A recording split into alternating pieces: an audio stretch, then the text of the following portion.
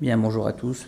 Merci Dominique de m'avoir proposé de parler un petit peu de ce qui a été fait autour de la trisomie 21. Donc, un titre, j'ai une trisomie 21 et je m'occupe de ma santé.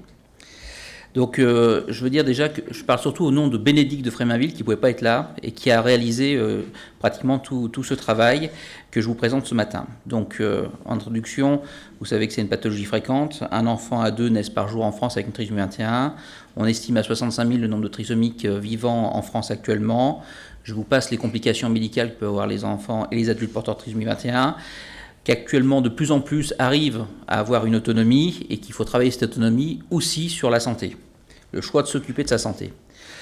Dans le contexte, l'ONU, à la Convention internationale sur les droits des personnes handicapées, avait dit « Les personnes handicapées ont droit à une bonne santé et ont accès aux services de santé, y compris les plannings familiaux. » Et certains doivent connaître la charte Romain Jacob, qui disait en article 1 « La personne doit être actrice de sa santé et de sa qualité de vie. » C'est dans ce contexte que, en fait, Trisomie 21 France a souhaité concevoir des outils accessibles et adaptés aux particularités des personnes avec une trisomie 21 et déficience intellectuelle. Dans plusieurs buts, acquérir des connaissances en lien avec leur santé, mieux se connaître, faciliter la communication avec les professionnels de santé et progresser dans la prise en charge de leur propre santé. Donc il y a eu 3 outils qui ont été développés et dont je vais parler un après l'autre: le guide de santé, le carnet de suivi médical et le site internet intitulé « Ma santé facile ».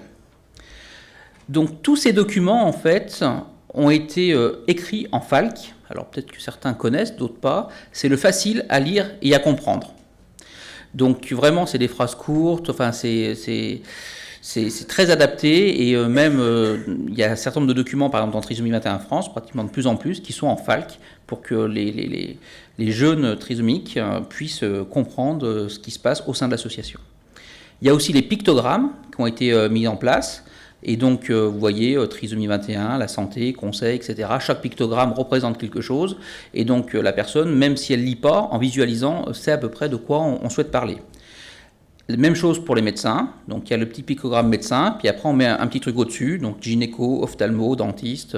Donc, chacun peut retrouver le spécialiste. Donc, sur le guide de la santé, il y a un certain nombre d'items. Et donc, une des premières est ce que je peux faire pour rester en bonne santé. Et donc, par exemple, il y a des conseils sur manger équilibré, bouger, bien dormir, me faire plaisir. Donc, il y a des explications sur la trisomie 21.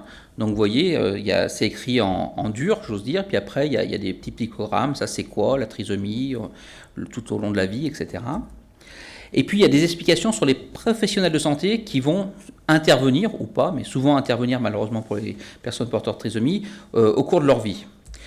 Donc, il y a des explications sur qu'est-ce que le médecin traitant, qu'est-ce que le dentiste, qu'est-ce que l'ophtalmo, le gynéco, etc., etc. Il y a tout un livret sur ces explications-là.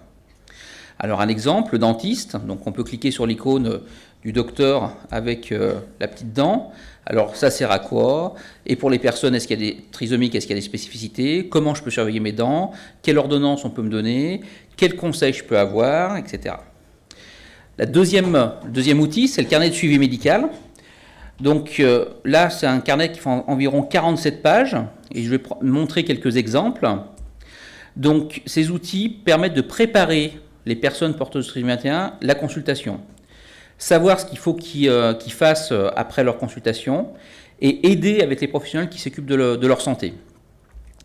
Donc voilà, organisation du suivi médical, communication, information sur ma santé, etc., etc. Et donc il y a à la fois des pictogrammes et des phrases assez courtes dans le facile à lire et à comprendre. Il y a également une partie sur est-ce que j'ai un tuteur? Oui, non, quel est ce tuteur? Qui c'est qui peut prendre les décisions? Donc du coup, ça permet d'avoir une communication avec le professionnel de santé. Aussi sur comment je communique. Donc on peut présenter ce livret, voilà, moi finalement je préfère une communication par la parole, ou écrite, ou dessinée, ou m'exprimer avec des pictogrammes, des photos, ou alors en langue des signes, etc. Et donc du coup le professionnel est censé savoir, voilà, le meilleur moyen de communiquer avec son patient. Et puis aussi, la personne porteur de trisomie peut dire, voilà, moi je veux être accompagné, et donc on dit que c'est possible d'être accompagné à une consultation médicale, et qu'il faut que ce soit une personne de confiance, et qu'elle choisit la personne avec qui elle veut aller à la consultation. Il y a aussi les adresses des médecins, etc., pour que la personne puisse se rappeler le dentiste à tel endroit, c'est tel téléphone, etc., pour qu'à chaque fois, il puisse avoir un repère sur le professionnel qui va le prendre en charge. Il y a aussi des explications pour nommer les choses. Donc là, j'ai pris qu'un exemple, mais il y a plusieurs planches, en fait. Voilà, les hanches, là, c'est le poignet, là, c'est la cheville. J'ai mal, pas beaucoup, un petit peu, j'ai beaucoup mal, enfin, voilà, j'ai très mal. Et donc, comme ça, il peut nommer les choses grâce à ces outils, en fait, très visuels. Cette partie-là du cahier rouge, là, que vous avez le suivi, est en grande partie retrouvée sur l'application web qui s'appelle Santé Très Facile. Et donc, il est consultable avec un ordinateur, une tablette et un téléphone portable. Donc, les 3 moyens de communication. Et les jeunes trisomiques ont souvent un téléphone portable. Donc, c'est bien que ça soit aussi une application smartphone. Le site est en FALC. Maintenant, vous parlez le FALC, facile à lire et à comprendre. Il est écrit gros et adaptable. Et en plus, il a été mis en place une synthèse vocale. C'est-à-dire que quand il y a le petit symbole comme ça, si on clique, ça va dire, alors c'est vrai que c'est un peu métallique, c'est pas encore une voix très suave, mais néanmoins ça dit exactement la phrase qui est sur l'ordinateur. Donc ça c'est la page d'accueil, donc qui reprend l'intérêt du site. Donc soit j'ai un compte et je me connecte, soit j'ai pas de compte et à ce moment-là je crée mon compte. Donc dans le site, il y a quelques onglets, il n'y en a pas des tonnes, mais ça suffit pour prendre soin de sa santé. Une présentation, donc vous voyez, bien se soigner est un droit pour tous, donc on peut cliquer, ça va dire à la personne la phrase. On peut dérouler ici le menu qui, en quelques phrases synthétiques, va expliquer pourquoi c'est important de se soigner, pourquoi il faut se soigner, et d'autres choses. Les infos santé, donc dans les infos santé, bien dormir, manger équilibré, on peut faire une recherche par mots-clés. Donc là, j'ai mis un exemple, bien dormir. Alors, bien dormir, j'ai déroulé, ça veut dire quoi? Dormir assez longtemps, dormir dans un lit, reposer son corps, si possible dormir de 22h à 7h. Vous voyez, c'est des choses qui sont assez visuelles et assez simples. Pourquoi il faut dormir? Et on peut tout à fait avoir des conseils sur le sommeil, voilà. Le professionnel de santé, donc là on a les différents professionnels de santé qui peuvent intervenir dans la prise en charge du patient, donc dentiste, ophtalmo, gynéco, ORL, on peut faire aussi une recherche. Donc là j'ai par exemple mis le gynécologue, donc pareil, le petit pictogramme qui va permettre de lire, c'est le médecin qui s'occupe de la santé des filles, avec le petit pictogramme où le garçon il est barré. Le gynécologue peut être un homme ou une femme, enfin voilà, il y a tout un tas d'explications qui vont permettre de préparer, voilà, quel type de médecin, pourquoi j'y vais, qu'est-ce qui va se passer, et il y a un déroulé, voilà, le médecin va examiner, va faire ci, va faire ça, pour essayer de préparer à la consultation. L'ophtalmo, donc là, il peut me faire une ordonnance pour des lunettes, il faut que j'achète un opticien pour mettre des gouttes dans les yeux.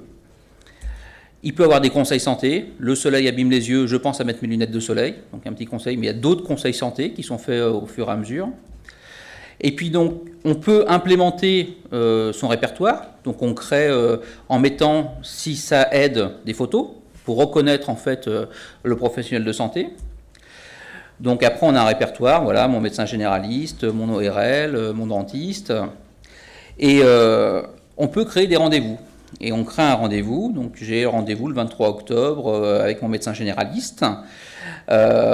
C'est peut-être la partie la plus compliquée du site, mais globalement c'est des menus déroulants, on clique et il y a les jours qui apparaissent. Et ensuite on a automatiquement un calendrier qui se fait avec, ben voilà, j'ai rendez-vous avec mon médecin traitant le 23 à 17h45. Alors ce qui est intéressant aussi, c'est qu'une fois qu'on a fait ça, l'outil propose de ne pas oublier ce qu'il faut apporter. Alors, est-ce que j'y vais seul ou je me fais accompagner? Il faut que je pense à ma carte vitale, à mon carnet de santé. Est-ce qu'il faut que j'amène des résultats d'examen? On coche. Comment je vais payer? Je coche. Où c'est que j'ai mal? J'y vais pourquoi? Si jamais, voilà. Eh bien oui, je veux y aller parce que c'est pas une visite de contrôle, mais moi j'ai mal au dos, quand même assez mal au dos, et donc c'est pour ça que j'ai demandé un avis médical. Où c'est qu'habite mon médecin? Donc voilà, moi j'habite là, mon médecin habite là, et hop, ça dit combien de temps il va falloir pour y aller. Et à la fin, on peut imprimer, la personne peut imprimer. J'ai pris rendez-vous avec mon médecin, je vais t'accompagner de Cécile, j'apporte ma carte vitale, ma carte bleue, j'ai mal au dos, il me faut 30 minutes pour aller voir mon médecin, tel jour à telle heure. Et donc, il y a sa feuille de route qui sort. Et puis, la dernière partie, c'est des liens. Donc, on peut télécharger les 2 guides que je vous ai présentés. Guide santé et puis carnet de suivi médical, où en fait il y a des fiches toutes prêtes. Si la personne préfère écrire plutôt qu'utiliser l'application web, eh ben, elle écrit sur sa fiche, hein, c'est détachable. Et puis il y a des liens utiles, comment me brosser les dents, quel numéro appeler en cas d'urgence, enfin différents petits liens. Il y a des vidéos aussi qui sont proposées. Donc voilà, j'espère que je vous ai présenté de façon correcte ces 3 outils. Et le but, c'est, ma vie, je la choisis. Je choisis d'avoir une bonne santé. Ces jeunes qui vont devenir adultes et qui vont prendre en charge leur propre santé en étant autonomes. Donc ça, c'est les outils qui ont été développés par Trisomie 21 France. Ils ont eu un certain nombre de supports. Et donc, c'est surtout Bénédicte de Fréminville, le conseil scientifique, et puis Cécile Dupas, qui est la présidente de Trisomie 21 France, qui ont porté ces dernières années ce projet-là. Voilà. Je vous remercie pour votre attention.